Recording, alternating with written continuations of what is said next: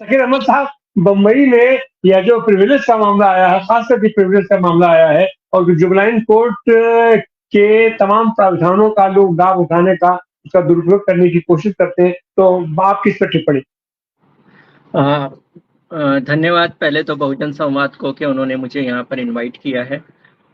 मैं थोड़ा-सा इस मामले को अलग तरीके से देखता हूँ कि हम तो यही मानते हैं कि अगर जुवेनाइल है और बच्चा है तो उसको उन प्रावधानों का लाभ मिलना ही चाहिए, चाहे वो अमीर घर का बच्चा हो या फिर वो गरीब घर का बच्चा हो, बच्चा बच्चा ही होगा और उसके लिए जो कानून बनाए गए हैं उसका लाभ उसको मिलना ही चाहिए।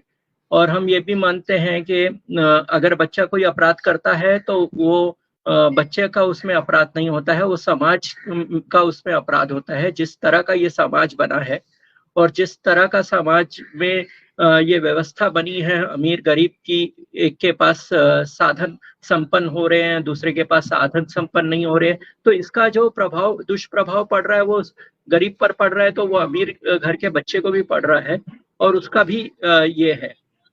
तो जहाँ तक बेल की बात है, मुझे नहीं लगता है, हम तो हमेशा ही बोलते हैं कि बेल सबसे पहले देना चाहिए और जेल तो अंत में ही होना चाहिए। तो ये मैं इसी डायरेक्शन में। जी, आपकी आवाज़ नहीं आ रही है शकील भाई, आपको लग रहा है कि आपको फिर से जुड़ना पड़ेगा। इसमें हमारे साथ अमित श्रीवास्तव जी जुड़ गए हैं। हम चाहेंगे कि अमित श्रीवास्तव जी की मैं किस पर टिप्पणी। भाई अमित जी, अगर बच्चा नाबालिग है तो उसके पास लाइसेंस नहीं होगा और अगर लाइसेंस नहीं है तो वो गाड़ी कैसे चला रहा था? और गाड़ी चला करके बिना लाइसेंस के, क्योंकि अगर वो गाड़ी चला रहा है, उसके साथ एक्सीडेंट हो रहा है और उससे हत्या सीधे-सीधे हो जा रही है, तो इसमें तो और तरह के भी उसके ऊपर कांड बनते हैं और वहां पर 300 शब्दों का निबंध लिख करके और उसको छूट दे दी जाती है। इस पर आपकी टिप्पणी, इसकी पूरी न्यायिक प्रक्रिया क्या होगी? अनम्यूट कीजिए। आपको पहले जी नमस्कार और बहुजन संवाद को जो आपने इस विषय पर मुझे बुलाया, थैंक यू। बेसिकली जो जुवेनाइल का लॉ है और खासतौर पर जो मोटर व्हीकल एक्सीडेंटल एक्ट है, उसमें सेक्शन 199A ये क्लियरली डायरेक्शन देता है, ये बताता है कि अगर कोई भी जुवेनाइल और किसी तरीके का ऑफेंस कमिट करता है तो उसके पेरेंट्स खासतौर पर और उसके जो गार्जियन है वो जिम्मेदार है। और इस केस में भी मैं यही बताना चाहता हूँ कि वो सारी जिम्मेदारियां वो गार्जियन की है। जिस तरीके से एक किसी नाबालिग को और ये कोई भी जिस तरीके से गाड़ी दे देना और ऐसी चीजें प्रोवाइड कराना जो कि वो उस चीज को नहीं वो कर पाएगा। लेकिन आज स्थिति ये कि जो हमने केस पढ़ा और देखा उसके अंदर में कि थाने के अंदर में उसको उसका स्टेटस देखते हुए उसको पिज्जा खिलाया जाता है और फर्स्ट क्लास ट्रीटमेंट दिया जाता है और जुवेनाइल जस्टिस बोर्ड एक ऐसे लिखवा देती है कि जी ये किस तरीके से आपने किया और जो जो जो जो पूरा प्रोसेस है उसको मतलब उसको ये महसूस नहीं कराया गया कि एक्चुअल में जो उसने कमिट किया है, जो उसने ऑफेंस कमिट किया है वो कितना भयावह है। एक ऐसे लिखा के और छोड़ देते हैं। ये बात ठीक है कि बेल सबका राइट है, लेकिन जो चर्चा का विषय इसलिए बना कि जिस तरीके से जो एक ड्रामा किया गया पूरा और जिस तरीके से ये बड़ा बहुत मतलब समझने से वो है पर है, क्योंकि इस तरीके से लॉ नहीं चलता। लॉ तो सबके लिए बराबर है और खासतौर पे जो जुडिशरी है सबके लिए एक जैसा काम करती है। अब हमने ये भी देखा, हमने ये भी महसूस करा कि जिस तरीके से एक जो वहां पर जो पब था, जिस पब में उन फ्रेंड्स के साथ में उसने जो अल्कोहल लिया, जो भी कुछ किया, तो उसका बिल वो पेड करते हैं सीसीटीवी फुटेज का। और मैंने रिपोर्ट देखा 48,000 समथिंग का।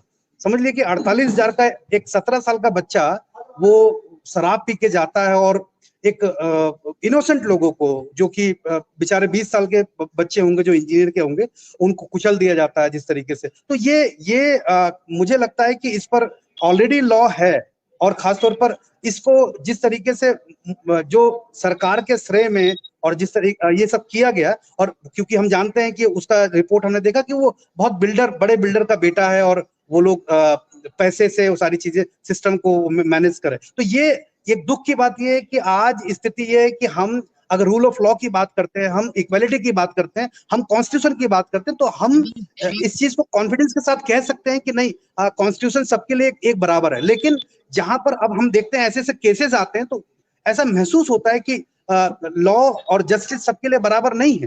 तो ये बड़ा दुखदाई है। और खासतौर पर जो एक्ट है, मैं आपको बताऊं, वैसे इसके अंदर में सेक्शन 5 है मोटर व्हीकल एक्ट, और सेक्शन 3 है जो कि क्लियरली बोलता है कि कोई भी नाबालिग बच्चा या किसी भी तरीके से जिसके पास लाइसेंस नहीं है वो गाड़ी ड्राइव नहीं कर सकता है। अगर ड्राइव करता है तो उस पर फाइन है।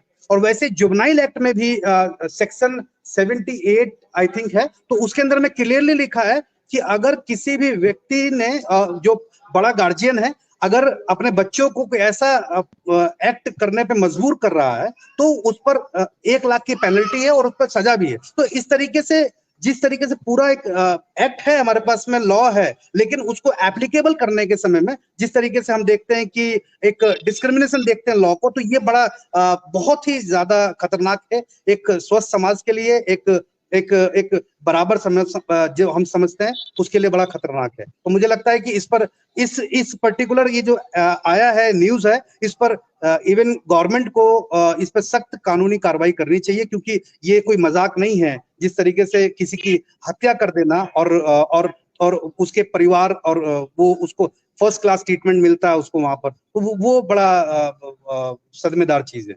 जी बहुत बहुत धन्यवाद अमित जी।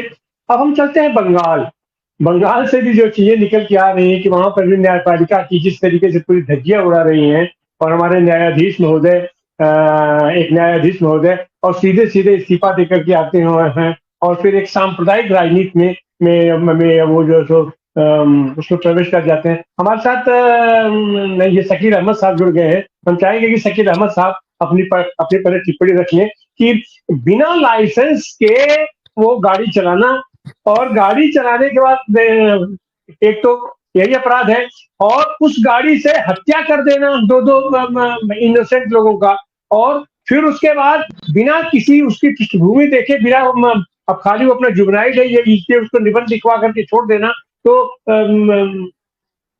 भाई ये कैसा न्याय हो रहा है? मैं आप लोगों से क्षमा चाहते हुए ये मैं पहले देना चाहता हूँ कि जो आप लोग बोल रहे हैं कि हत्या किया है बच्चे ने और ये बच्चा है, तो हत्या तो नहीं किया है, कानून में उसको हत्या नहीं बोला जाता है। दूसरा है कि मैंने पहले भी बोलते हुए ये साफ तौर पे कहा है कि बच्चे अगर वो बच्चा है तो अगर बच्चे ने कोई अपराध किया है ये कहा जाता है तो वो पूरा समाज उसके लिए दोषी है, और इस पूरे समाज को किस तरह से करेक्शन करना चाहिए उसके बारे में सोचना चाहिए, और उसके बारे में क्या एक्शन हो सकता है वो देखना चाहिए। सिर्फ ये बच्चे को जेल में भेजना और उसको क्यों बेल दे दिया गया और उस तरह से, तो वो मैं उससे भी मैं सहमत नहीं हूँ।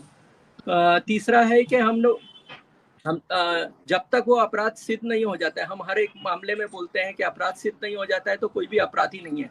हम जो यहाँ पर चर्चा कर रहे हैं, हम सुनी सुनाई बातों पर ही चर्चा करते हैं, और हमने ये सब, लेकिन वो बच्चे ने अपराध किया है या नहीं किया है वो भी हमें मालूम नहीं है।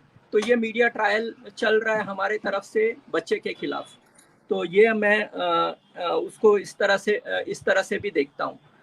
बाकी जो समाज में गैर बराबरी है, कानून का जिस तरह से गलत उपयोग होता है, जिसके पास प्रतिष्ठा है, पैसा है, उसके लिए कानून उसके फेवर में काम करता है, ये इन बातों से मैं सहमत हूँ।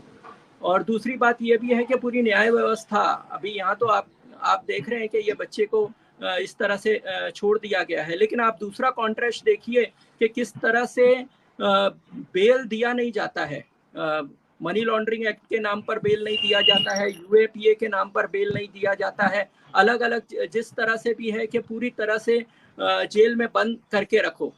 तो ये पूरी व्यवस्था जो है, सत्ता किस तरह से कानूनों का खेल खेल रही है, और न्यायाधीश उसका कल मनीष सिसोदिया का बेल रिजेक्ट हुआ, आज जो है ये हेमंत सोरेन का उसको चुनाव प्रचार करने के लिए आखिरी फेज रह गया, चुनाव प्रचार करने के लिए उसको मौका नहीं दिया। आज उसका टेक्निकल ग्राउंड पे उसका बेल तो नहीं था, इलीगल अरेस्ट है, उसको रिजेक्ट किया गया। और पूरी तरह से उसमें जुडिशरी की गलती है। जब उन्होंने झारखंड हाई कोर्ट में एप्लीकेशन किया था बेल के लिए या इलीगल अरेस्ट के लिए, तो झारखंड हाई कोर्ट ने 3 महीने लिए उसको ऑर्डर रिजर्व करके रखा और 3 महीने तक उसको ऑर्डर नहीं दिया। तब वो सुप्रीम कोर्ट में गए और सुप्रीम कोर्ट में बोला गया कि देखो ऑर्डर नहीं कर रहे हैं वो, और फिर कोर्ट ने ऑर्डर दिया तो हाई कोर्ट ने उस पर जो है ऑर्डर दिया और बेल रिजेक्ट किया। उसके बाद अभी सुप्रीम कोर्ट ने भी उसको रिजेक्ट कर दिया। तो ये पूरा मैं तो यही मानता हूं कि बहुत सारे जज और ये सब जो न्याय व्यवस्था में बैठे हुए लोग हैं, उनको संविधान क्या है, उसका मूल तत्व क्या है, उसकी ना तो संवेदना है ना उसकी जानकारी है। मुझे पता नहीं है उनको जानकारी कितनी है और वो इस तरह से राजनीतिक रूप से उसका किस तरह से इस्तेमाल कर रहे हैं। क्योंकि हमारा कानून यही बोलता है कि जब तक अपराध सिद्ध नहीं होता है कोई अपराधी नहीं होता है। अगर वो व्यक्ति अगर भाग नहीं जा रहा है या गवाहों को छेड़खानी नहीं कर रहा है तो उसको बेल देना ही चाहिए। तो ये सामान्य नियम है, उसका पूरे देश में पालन नहीं हो रहा है। जुडिशरी नीचे से लेकर ऊपर तक, सुप्रीम कोर्ट अगर बेल नहीं देगी तो नीचे की भी न्यायालय नहीं देगी, हाई कोर्ट भी नहीं देगा। तो ये पूरा व्यवस्था जो है, पूरी न्याय व्यवस्था पर बहुत ही गलत तरीके से न्याय व्यवस्था काम कर रही है। और जहां तक बच्चे का है, मैं बच्चे की तरफ से ही हूँ कि उसको बेल मिलना ही चाहिए था। अभी मुझे पता चला है कि उसके पिताजी को भी अरेस्ट किया है, जो बार का मालिक है उसको भी अरेस्ट किया है, उनको 3-3 दिन की 2-2 दिन की रिमांड दी गई है। तो ये सब चुनाव प्रक्रिया, तो इसको बहुत ही मीडिया ट्रायल हमको नहीं चलाना चाहिए। हाँ, अमीरी गरीबी का तो ये जो का मसला है या फिर भेदभाव का मसला है, उसमें कई उदाहरण हो सकते हैं। उसमें बच्चे का उदाहरण पिक करने की जरूरत नहीं है। हम चारों तरफ देखेंगे तो भेदभावपूर्ण समाज है, तो उसको देखने की जरूरत है। और इसको मीडिया ट्रायल करके कैसे भी, अभी बच्चे को बेल मिल गई है तो उसको अंदर करो, तब सबको शांति मिलेगी और हम उसका प्रचार करेंगे, तो वो भी नहीं होना चाहिए। बहुत बहुत धन्यवाद। जी शकील भाई, बहुत बहुत धन्यवाद आपका। आपने उसका जो मानवीय पक्ष है उसके ऊपर विस्तार से प्रभाव डाला। लेकिन सवाल ये उठता है कि समाज हमारा पक्ष भी है, ये जी लीगल पक्ष भी है, पक्ष भी है। जी। लेकिन सवाल ये उठता है कि इस पूरी प्रक्रिया में जो समाज की जटिलता है कि एक जगह तो निरपराध निर्दोष लोग जेलों में आजीवन बंद रह जाते हैं, उनको कोई पूछनहार नहीं है। और एक जगह यह है कि सीधा सीधा दिखाई पड़ रहा है कि वह बिगड़ा लड़का है। और ये बिगड़ा है तो ये इसके लिए भी समाज जवाबदार है। बिगड़ा भी है तो समाज जवाबदार है, इसलिए जुनाइल जस्टिस एक्ट बनाया गया है। और समाज में जिस तरह से पूरा चल रहा है उसके लिए वो समाज जवाबदार है। तो और ये जिस तरह से पूरी प्रक्रिया चल रही है कि बच्चों को भी अपराधी बनाने की, 18 साल की उम्र थी उसको 16 साल करने, निर्भया के केस में वो बहुत गलत किया गया है। और उनको आप सजा देकर अपराधी बनाकर बड़े लोगों के साथ उनका ट्रायल चलाओगे और उनको जेलों में रखोगे, ये पूरी व्यवस्था गलत है और इससे एक अच्छा समाज और एक अच्छा भारत नहीं बनेगा। जी शकील भाई, जेलों में आप उसको मत रखिए जब तक आरोप सिद्ध नहीं होता है। लेकिन जो हमारी कानूनी प्रक्रिया है, हमारी न्यायालय प्रक्रिया है कि ये मुकदमा खत्म ही नहीं होगा। पूरी जिंदगी बीत जाती है, मुकदमे का फैसला ही नहीं आता, मुकदमा चलता रहेगा, ट्रायल चलता रहेगा। हर एक को मर्डर के केस में भी पहले दिन भी बेल मिल सकता है और कहीं पर भी ये लिखा नहीं है कि आपको अरेस्ट करना मैंडेटरी है। उसको नोटिस दिया गया क्या अरेस्ट करने के पहले क्या क्या प्रक्रियाएं होती हैं, वो सारी प्रक्रियाएं पूरी की गई क्या, बहुत सारी कानूनी बातें हैं उसमें। और हमारा कानून ये बोलता है कि आपको गुनाह हुआ तो आप अरेस्ट करें। और आप ये जो बार बार ये बोल रहे हैं कि खुलेआम, मतलब ये मीडिया ट्रायल चला रहे हैं कि आपने सिद्ध कर दिया कि उसने अपराध किया है, वो न्यायालय सिद्ध करेगा, हम लोग को सिद्ध करने की जरूरत नहीं है वो। ठीक है शकील भाई, ठीक है शकील भाई। ऐसी हालत में देखिए तुम डाल हम पात, तुम डाल हम पात। अब हम चले गए अमिताभ दत्ता जी के पास। अमिताभ दत्ता जी, यह तो सीधी सी बात है कि